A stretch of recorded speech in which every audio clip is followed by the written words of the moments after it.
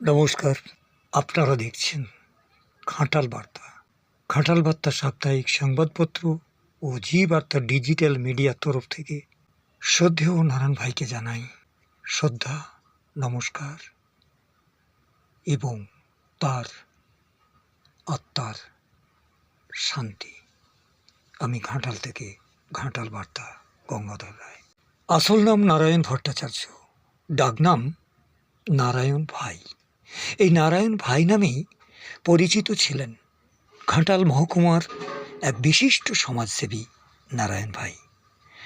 সাদা ধুতি, পাঞ্জাবি পরা এবং মাথা ভরা সাদা চুল ও শান্ত সৌম্য মুখ, সবসময় মুখে একটা হাসি ও গাম্ভীর্য এবং কথাবার্তায় অত্যন্ত সুন্দর। সেই নারায়ণ ভাই আজকে আর আমাদের মধ্যে নেই। গত রবিবার 15ই ফেব্রুয়ারি ঘাটাল বিদ্যাসাগর মাঠে একেবারে বিশিষ্ট সমাজসেবী রফিক আলীর ভাইয়ের উদ্যোগে এবং অন্যান্য সমস্ত তার একেবারে বিশেষ পরিচিত এবং তার প্রতি শ্রদ্ধাশীল মানুষজনের সহযোগিতায় একটি স্মরণ সভা অনুষ্ঠিত হলো। এই স্মরণ সভায় উপস্থিত ছিলেন নারায়ণ ভাইয়ের স্ত্রী সৌমিত্রী এবং তার কন্যা এবং জামাই এবং পারিবারিক মানুষজন এবং ছিলেন বিশিষ্ট মানুষজন। এই বিশিষ্ট মানুষজনদের মধ্যে একেবারে উপস্থিত ছিলেন সাব্বির আহমেদ, উপস্থিত ছিলেন অশোক সাঁতরা, উপস্থিত ছিলেন বিভিন্ন রেডক্রস সোসাইটির যারা সদস্য এবং পুত্র গৌরব, কন্যা গরিমা, পুত্রবধূ, জামাই, নাতনিরা এবং সমাজের বিশিষ্ট মানুষজন।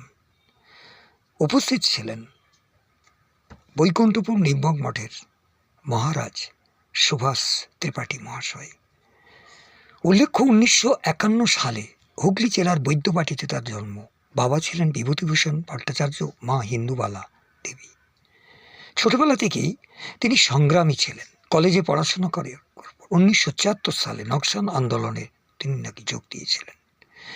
এছাড়াও তার 1978 সালে ভয়াবহ বন্যায় বিপর্যস্ত তিনি গান্ধী পিস ফাউন্ডেশনে ভলেন্টিয়ার হিসেবে কাজ করেন। উল্লেখ্য তিনি 1985 সালে নবাবঘাট কাছ থেকে 15,000 টাকায় 4 বছরের কিস্তিতে 1 একর জমি ক্রয় করেন এবং সেই জমিতেই গান্ধী মিশন ট্রাস্ট প্রতিষ্ঠা করেন। 1986 সালে নারায়ণ ভাইকে ট্রাস্টের কাজে সম্পূর্ণভাবে নিয়োজিত হতে হয় এবং সৌমিত্র দেবী ছিলেন তার স্ত্রী নারায়ণ ভাইয়ের ছায়াসঙ্গী।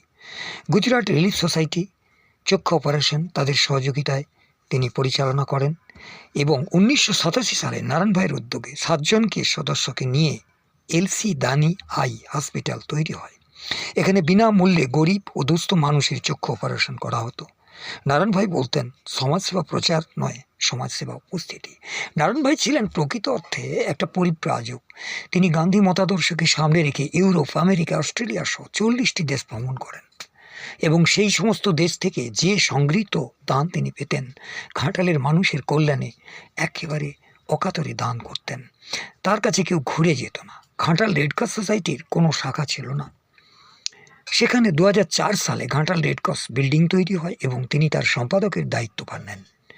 নারায়ণ ভাই ছিলেন খাদ্যরসিক, রসবোধ, সাহিত্যবোধে সমৃদ্ধ মানুষ। অনেক সাহিত্যের অনুষ্ঠানও তার এই গান্ধী মিশনে হয়। দীর্ঘদিন শারীরিক অসুস্থতা ভোগ করছিলেন এবং গত 28 জানুয়ারি 2026 একেবারে সবাইকে কাঁদিয়ে সবাইয়ের কাছ থেকে তিনি চলে যান একেবারে স্বর্গধামে, অর্থাৎ শেষ নিঃশ্বাস ত্যাগ করেন। মৃত্যুকালে তার বয়স হয়েছিল 74 বৎসর। স্মৃতিচারণ করতে গিয়ে সৈয়দ সাবির আহমেদ বলেন, নারায়ণ ভাইয়ের দূরদর্শিতা ছিল অসাধারণ। তিনি বিরোধী কাজ করতেন না, ঠান্ডা মাথায় কাজ করতেন এবং তিনি একটি গ্রাম তৈরি করতে চেয়েছিলেন যে গ্রামের মধ্যে আদর্শ থাকবে, যে গ্রামের মধ্যে হিংসা থাকবে না, যে গ্রামের মধ্য থেকে সমাজসেবা হবে। মৃত্যুকালে তিনি রেখে গেছেন তার স্ত্রী সৌমিত্রী, পুত্র গৌরব, কন্যা গরিমা, পুত্রবধূ, জামাই, নাতি নাতনি। এক কথায় নারায়ণ ভাই বিশিষ্ট সমাজসেবী হিসাবে এবং অত্যন্ত মানুষের মনের কাছের মানুষ হিসাবেই পরিচিত হয়ে রয়েছেন। তাই এই নারায়ণ ভাইকে ঘাটালবাসী চোখের জলে যেমন বিদায় দিয়েছিল, তার আত্মার শান্তি কামনায় 28শে জানুয়ারি এবং 29শে জানুয়ারি আর 15ই ফেব্রুয়ারি মানুষ তাকে জানালো শ্রদ্ধা এবং নমস্কার, শুভেচ্ছা। আগামী দিনে এই নারায়ণ ভাইয়ের আদর্শে অনুপ্রাণিত হওয়ার আহ্বান। ঘাটাল থেকে ঘাটাল বার্তা। নমস্কার।